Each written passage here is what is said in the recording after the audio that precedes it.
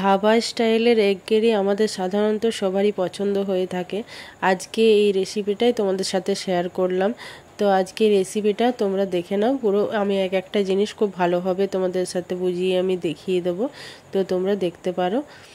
তো প্রথমে আমি একটা ফ্রাইং প্যান চাপিয়ে দিয়েছি।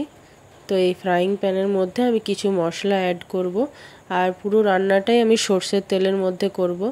তোমরা চাইলে সাদা তেল দিতে পারো, কিন্তু আমি সর্ষের তেলেই রান্নাটা করছি। তো কিছুটা গোলমরিচ দিয়ে দিলাম, আর এখানে কিছু গোটা মশলা দিয়ে দিলাম, 2 টুকরো এলাচ, লং আর দারচিনি, আর এখানে 2টো কাঁচা লঙ্কা আর কিছু 5-6টার মতো কাজু, রসুন আর 2টো টমেটো আমি নিয়েছি মিডিয়াম সাইজে, সেগুলো দিয়ে দিলাম। আর অর্ধেকটা পেঁয়াজ আমি কেটে নিয়েছিলাম বড় করে, আর এখানে কিছুটা আদা দিয়ে দিলাম। এই মশলাটাকে খুব ভালোভাবে ভাজবো। ততক্ষণ তোমরা দেখে নাও, এখানে ডিমগুলো আমি এইভাবে কেটে রেখেছি, আর এখানে মশলাটা আর একটুখানি ভাজা হবে। এরপর আমি তুলে এটা ঠান্ডা হতে দেব। তো মশলাটা ভাজা হয়ে গেছে, এবার এটা ঠান্ডা করে আমি খুব একটা ভালো ফাইন পেস্ট বানিয়ে নেব।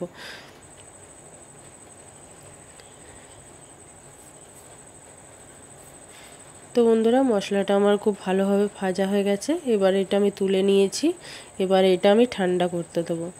তো আমি এটার একটা ফাইন পেস্ট বানিয়ে নেব। ওই ফ্রাইং প্যানের মধ্যে আমি আর 1 চামচ তেল দিয়ে দিলাম। এবার আমি ডিমগুলো ভেজে নেব।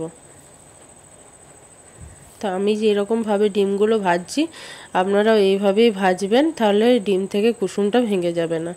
তো এইভাবে তোমরা ডিমগুলো সব ভেজে নেবে। আমিও এখানে নুন আর একটুখানি হলুদ দিয়ে দিলাম, এইটা দিয়ে আমি ভেজে নিচ্ছি। এবার আমি সব ডিমগুলো উল্টে দেবো। তো তোমরা দেখতে পাচ্ছ ডিমের কুসুমটা একদমই বেরোয়নি। তো এইভাবে ভাজলে ডিমের কুসুমটা বেরোবে না। এবার আমি ডিমগুলো এক এক করে তুলে নিচ্ছি। তো বন্ধুরা, এই এগ কারিটা খুব সুন্দর খেতে হয়, আর একদম ধাবা স্টাইলেরই হয়, যেমন ধাবাতে তোমরা খেয়ে থাকো এগ কারি। যারা যারা খেয়েছো তারা জানবে। তো এইরকমই হবে। তো আমি এখানে সর্ষের তেল দিয়ে দিলাম 3 চামচের মতো, আর সামান্য একটুখানি আমি এখানে চিনি দিয়ে দিলাম, আর কিছুটা ক্যারি পাতা দিয়ে দিলাম, ওই 10-12টা পাতার মতো দিয়ে দিয়েছি।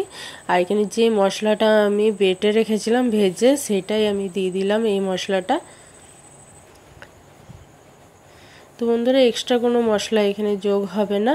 ওই বাটা মশলাটা আর কিছু সামান্য গুঁড়ো মশলা দিয়েই রান্নাটা হয়ে যাবে।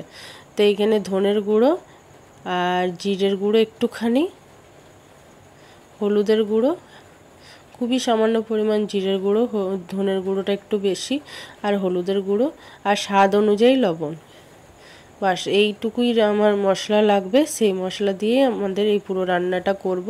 তো আমি এইটা জল দিয়ে দিয়ে খুব ভালোভাবে কষিয়ে নিয়েছি মশলাটা। তোমরা দেখতে পাচ্ছ তেল ছেড়ে দিয়েছে। তো এইভাবে খুব ভালোভাবে মশলাটা কষিয়ে নিতে হবে তেল ছাড়া অবধি। তো আমার এইখানে মশলাটা খুব ভালোভাবে কষানো হয়ে গেছে। এবার আমি ডিমগুলো ছেড়ে দেবো, ডিমগুলো দিয়ে দেবো এর মধ্যে। ডিমগুলো দিয়ে কিছুক্ষণ আমি এটা ফুটতে দেবো, তারপর নামিয়ে দেবো। তো তোমরা দেখতে পেলে খুবই সহজ পদ্ধতিতে এটা রান্নাটা হয়ে গেল। খেতে খুব টেস্টি হয়, একদম ধাবা স্টাইলেরই এই রান্নাটা। আর খুব সামান্য পরিমাণ আমি লবণ দিয়ে দিলাম, লবণটা একটু কম হয়েছিল তার জন্য। তো তোমরাও এইভাবে চেক করে নেবে, তারপর লবণটা দেবে। তো আমার এখানে রান্নাটা হয়ে গেছে। তো এবার আমি নামিয়ে তোমাদেরকে দেখাচ্ছি। তো তোমাদের পুরো রান্নাটা কেমন লেগেছে আমাকে অবশ্যই জানিও। আর যারা ফেসবুক থেকে দেখছো, আমার চ্যানেলটাকে ফলো করে রেখো। আর যারা ইউটিউব থেকে দেখছো, তারা চ্যানেলটাকে সাবস্ক্রাইব করে দিও। পুরো ভিডিও দেখার জন্য অসংখ্য ধন্যবাদ। তোমাদের যদি ভিডিওটা ভালো লেগে থাকে, লাইক শেয়ার করো। অসংখ্য ধন্যবাদ।